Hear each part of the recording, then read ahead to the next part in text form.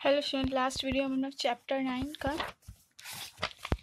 Fill in the blank, true false, tick the correct option complete किए थे। आज हम लोग answer the following question in brief complete करेंगे। ठीक है, फर्स्ट क्वेश्चन है how many teeth are present in a 4 month old child's mouth. ठीक है, अब हम लोग इस क्वेश्चन में ये बताना है कि 4 month के जो चाइल्ड होते हैं उनके माउथ में कितने टीथ प्रेजेंट होते हैं। तो हम लोग को जनरली मालूम है कि 4 month के चाइल्ड जो होते चिल्ड्रन होते हैं उनके माउथ में कोई भी टीथ नहीं होते हैं। तो आंसर में हम क्या लिखेंगे, देखो 0 भी लिख सकते हैं या फिर नो टीथ, बस इसका इतना ही आंसर है। अब क्वेश्चन नंबर 2 देखते हैं। Question number 2, where is saliva produced. Saliva जो है वो कहाँ प्रोड्यूस्ड होता है, कहाँ प्रोड्यूस्ड होता है। Saliva is produced in mouth by salivary gland. ठीक है, माउथ में प्रोड्यूस होता है किसकी हेल्प से, सलाइवरी ग्लैंड। हमारे माउथ के अंदर जो सलाइवरी ग्लैंड है उसके थ्रू सलाइवा क्या होता है, माउथ में प्रोड्यूस होता है। ठीक है, क्वेश्चन नंबर 3 है डिफाइन रेस्पिरेशन। देखो थर्ड नंबर क्या है, डिफाइन रेस्पिरेशन। रेस्पिरेशन क्या है, अब हम लोग को इसको बताना है। अब देखो इधर क्या है respiration, the process of utilising food to release energy is called respiration. ठीक है, फूड को यूटिलाइज करके एनर्जी में जो कन्वर्ट करते हैं इस प्रोसेस को क्या बोलते हैं, रेस्पिरेशन। ठीक है, फूड को एनर्जी में कन्वर्ट करना, यूटिलाइज करने के प्रोसेस को रेस्पिरेशन बोलते हैं। तो 1 लाइन का आंसर है क्या होगा, the process of utilising food to release energy is called respiration. Okay, अब क्वेश्चन नंबर 4 देखते हैं। क्वेश्चन नंबर 4 है name the flap that's the top the wind pipe when you swallow food. ठीक है, अब हम लोग को ये बताना है कि उस फ्लैप का नेम क्या है जो विंड पाइप को क्या करता है, क्लोज करता है। तो हम लोग चैप्टर में पढ़े थे लास्ट वीडियो, पहले की वीडियो में। ये देखो यहाँ पे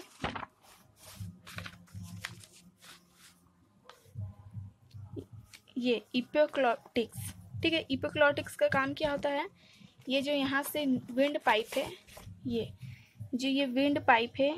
ठीक है, wind pipe and food pipe के बीच में डोर के जैसे ये जो एपिग्लॉटिक्स है वो काम करता है। ठीक है, ताकि हम लोग का जो फूड है वो नोज वाले विंड पाइप में ना चला जाए और जो विंड पाइप है वो फूड में अटैच ना हो, इसीलिए वो किसका जो इपोग्लॉटिक्स है वो क्या काम करता है, डोर के जैसे। तो आंसर क्या हो जाएगा, देखो यहाँ आंसर क्या है, क्वेश्चन क्या है, name the flap that shut off the wind pipe when you swallow food. जब हम लोग फूड खाते हैं उस टाइम पे विंड पाइप को शट ऑफ मतलब क्लोज कौन करता है, किसके थ्रू होता है। तो क्या होगा आंसर, इपोग्लॉटिक्स। तो बस इतना ही लिखना है। ठीक है, epiglottis. Question number 5, how many types of vessels are found in the circulatory system of human beings. ठीक है, अब हम लोग को ये बताना है कि कितने टाइप्स के सर्कुलेटरी सिस्टम जो है, देखो how many types of vessel, कितने टाइप के वेसल हमारे सर्कुलेटरी सिस्टम में, ह्यूमन सर्कुलेटरी सिस्टम में होते हैं।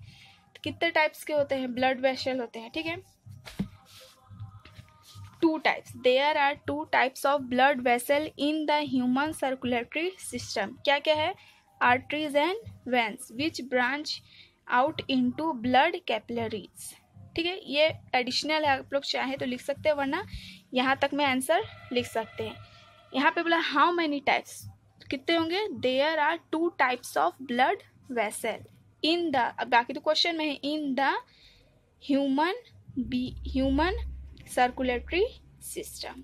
बस ये हो गया इसका आंसर। और 2 टाइप्स कौन कौन से होते हैं, आर्टरीज एंड वेन्स, ये 2 टाइप्स के उनके नाम है। क्वेश्चन नंबर 6 देखते हैं, list down the main organs of the nerve system. Nerve system में कौन कौन से ऑर्गन है उसको हम लोग को लिस्ट डाउन करना है। ठीक है, नर्व सिस्टम में तो कौन कौन से हैं, देखो brain, spinal cord and peripheral nerves, ये 3 टाइप्स के मेन ऑर्गन्स होते हैं। किस में होते हैं, नर्व सिस्टम में। क्या क्या होगा, लास्ट एक बार रिपीट करते हैं, brain, spinal cord and peripherals nerves. Okay, question number 7, name the structure that protects the spinal cord. अब हम लोग को नेम लिखना है उस स्ट्रक्चर का जो स्पाइनल कॉर्ड को प्रोटेक्ट करता है। ठीक है, स्पाइनल कॉर्ड को कौन प्रोटेक्ट करता है? Vertebral column. ठीक है, ये कहाँ पे होता है ये देख लो। ठीक है, यहाँ पे ये जो एरिया होता है ये क्या है? वर्टिब्रल, ये जो बोन स्ट्रक्चर है ना, ट्यूब लाइक स्ट्रक्चर, ये ट्यूब लाइक स्ट्रक्चर, इसको क्या बोलते हैं? Vertebral column.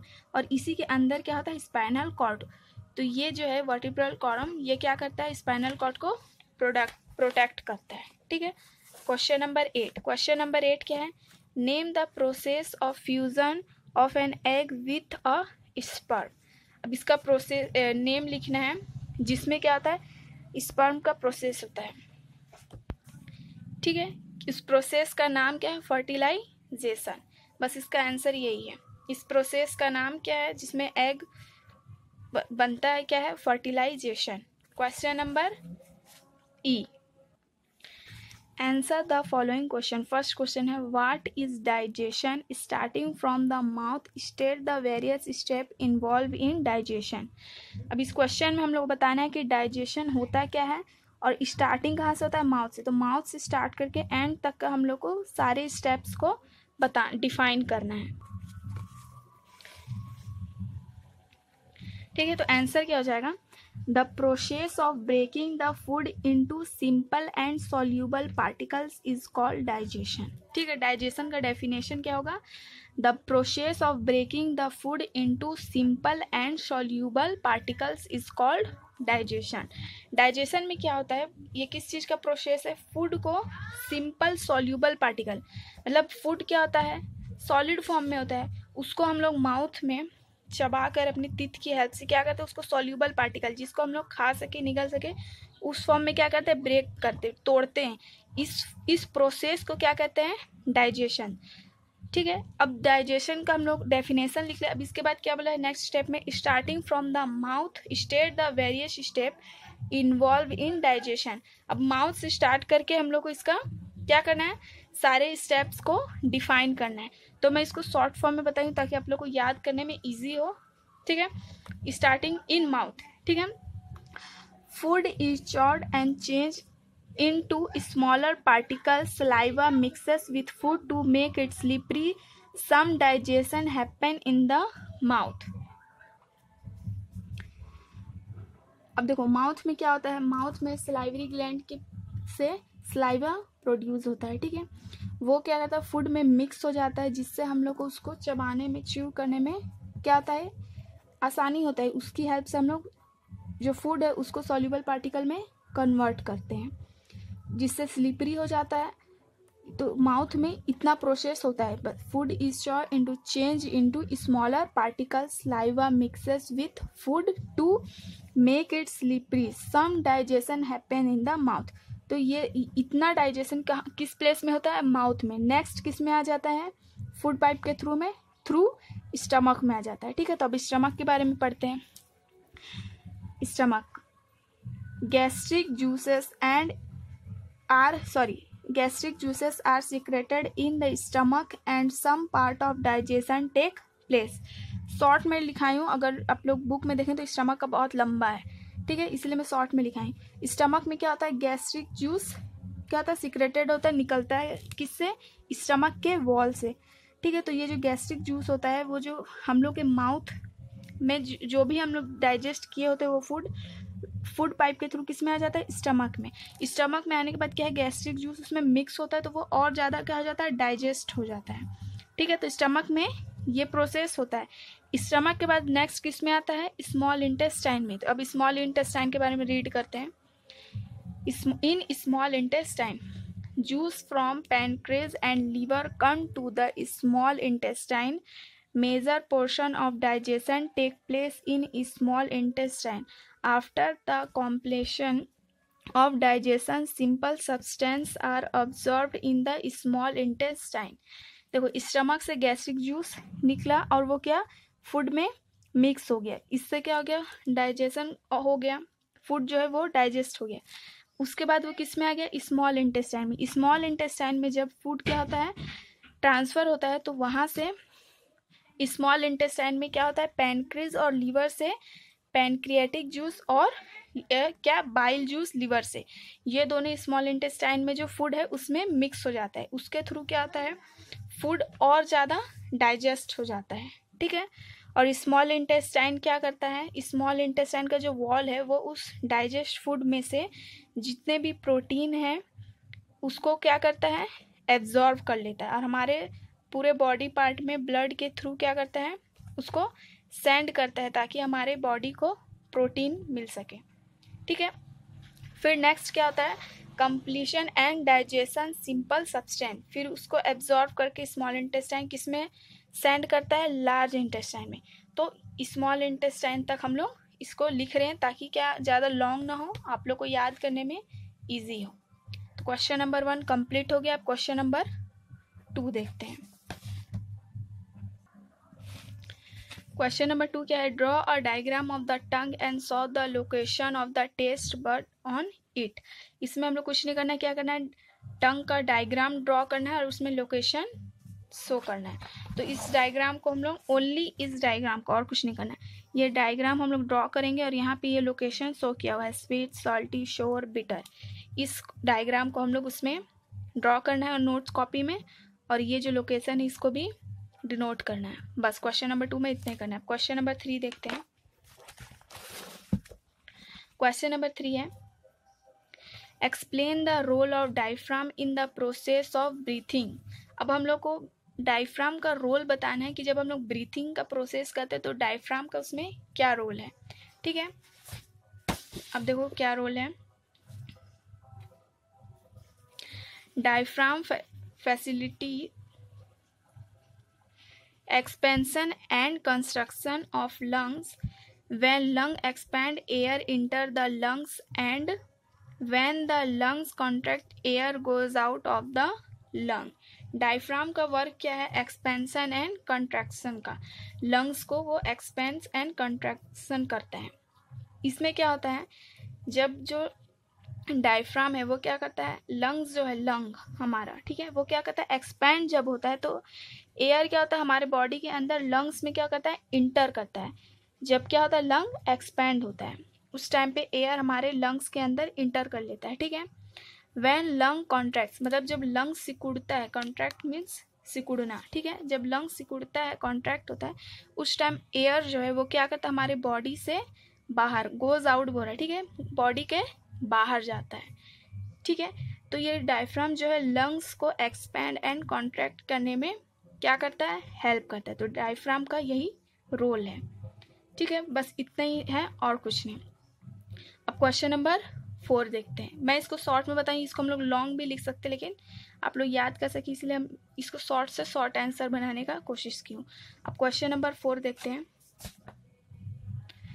Give the function of the heart and the blood vessel in the circulatory system. अब हम लोग को हार्ट में ब्लड वेसल का हार्ट एंड ब्लड वेसल का सर्कुलेटरी सिस्टम में क्या रोल है क्या फंक्शन है ये बताना है, ठीक है। हार्ट का बताना है and blood vessel. Blood vessel 2 types के होते हैं, हम लोग स्टडी किए थे आर्टरीज एंड वेंस। तो हार्ट आर्टरीज एंड वेंस के बारे में हम लोग एक्सप्लेन करना है कि सर्कुलेटरी सिस्टम में इसका क्या रोल है क्या फंक्शन है। देखो question number 4, the function of the heart and the blood vessel in the circulatory system. Function of heart, पहले हार्ट का फंक्शन लिख रहे हैं। हार्ट का फंक्शन क्या है सर्कुलेटरी सिस्टम में, pumps blood to different parts of body. Heart क्या करता है ब्लड को हमारे पूरे बॉडी के डिफरेंट पार्ट में क्या करता है सेंड करता है, ठीक है, पंप करता है। बस इतना ही सिंगल लाइन में लिखिए, ठीक है। फंक्शन ऑफ आर्टरीज, आर्टरीज का क्या फंक्शन है, carries blood from heart to different organs. Arteries जो है उसमें क्या क्लीन ब्लड क्या करता है जाता है रहता है, ठीक है। उस आर्टरीज जो है वो क्लीन ब्लड को हार्ट से लेकर के प्योर जो ब्लड होता है उसको हार्ट से लेकर के हमारे बॉडी के पूरे डिफरेंट ऑर्गन में कैरी करता है, ठीक है। कौन करता है arteries carries blood from heart to different organs. Function of veins, veins का फंक्शन क्या है carries blood from different organs to the heart. Veins जो है वो क्या करता है जो इम्प्योरिफाइड ब्लड है उसको क्या करता है, हमारे बॉडी पार्ट के अलग अलग डिफरेंट डिफरेंट ऑर्गन्स कैरी करता है और उसको हार्ट में ला कर देता है, ठीक है। वेंस जो है पूरे बॉडी के जितने भी ऑर्गन्स है वहाँ से डिफरेंट डिफरेंट ऑर्गन से ब्लड कैरी करता है और हार्ट तक लेकर के आता है। और आर्टरीज क्या करता है, क्लीन ब्लड जो है प्योर ब्लड उसको हार्ट से लेकर के डिफरेंट डिफरेंट ऑर्गन तक कैरी करता है। तो यही इसके फंक्शन है, शॉर्ट फॉर्म में है, आप लोग इजीली याद कर सकते हैं। अब क्या question number 5, state the function of the nerve system, briefly explain the role of nerves in it. अब हम लोग को नर्व सिस्टम का फंक्शन एक्सप्लेन करने की, नर्व सिस्टम का फंक्शन क्या है, briefly explain the role of nerves, nerves का क्या फंक्शन है इसको एक्सप्लेन करना है। क्वेश्चन नंबर 5 देखते हैं। The nerve system is responsible for controlling all the function in the body. Nerve system का किस चीज़ में रिस्पॉन्सिबल होता है, हमारे बॉडी के ऑल बॉडी में जितने भी क्या फंक्शन है उसको कौन कंट्रोल करता है, nerve system. The nerves work like channels through which the nerves impulse and transmitted. Nerves जो है वो कैसे वर्क करता है, चैनल के टाइप से वो हमारे बॉडी में के नर्व्स को इम्पल्स एंड ट्रांसमिटेड करता है। बस इतना ही लिखना है और ज़्यादा नहीं है, 3 लाइन का आंसर है, आप लोग इजीली इसको याद कर सकते हैं। अब क्वेश्चन नंबर 6 देखते क्या है। Question number 6, give a brief outline of the process of excretion by the kidney and human beings.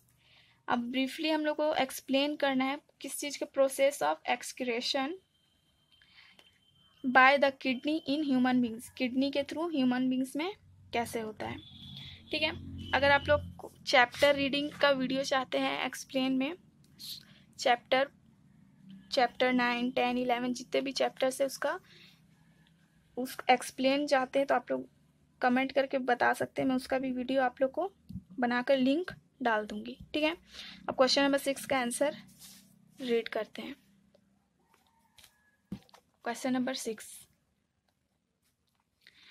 blood enters the kidney, bloods enter the kidney, ठीक है। Waste substance are filtered out from the blood along with excess water. blood जो है वो kidney में क्या करता है, enter करता है। Waste substance are filter out from the blood along with excess water, ठीक है।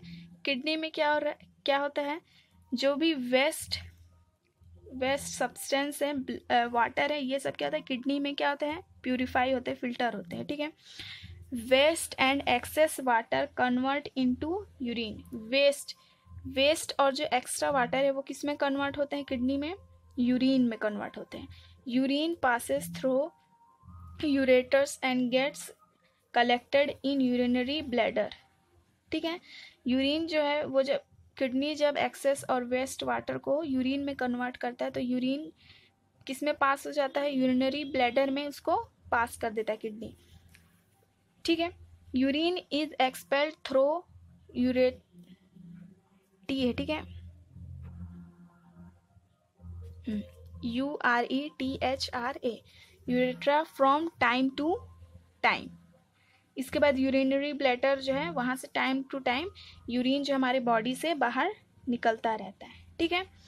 तो यही इसका काम है। इसमें क्या है, एक्सक्रेटरी सिस्टम तो बोला था, लेकिन इसमें क्या है, किडनी का हम लोग को एक्सप्लेन करना था, इसीलिए हम लोग ओनली यूरिन के बारे में इसमें स्टडी कर रहे हैं। Blood enter the kidney, waste substance are filter out from the blood along with excess water, waste and excess water convert into urine. Urine passes through ureters and gets collected in urinary bladder. Urine is expelled through uretra from time to time. Question number 6 complete हो गया है। Chapter 9 के question number D and E question answer complete हो गया। अब next video में हम लोग नेक्स्ट चैप्टर कंप्लीट करेंगे। अगर आप लोग को ये वीडियो अच्छा लगा हो और समझ में आया हो तो आप लोग वीडियो को लाइक, शेयर एंड सब्सक्राइब कर दीजिएगा, और अगर कोई प्रॉब्लम हो तो आप लोग कमेंट करके पूछ सकते हैं। Thank you.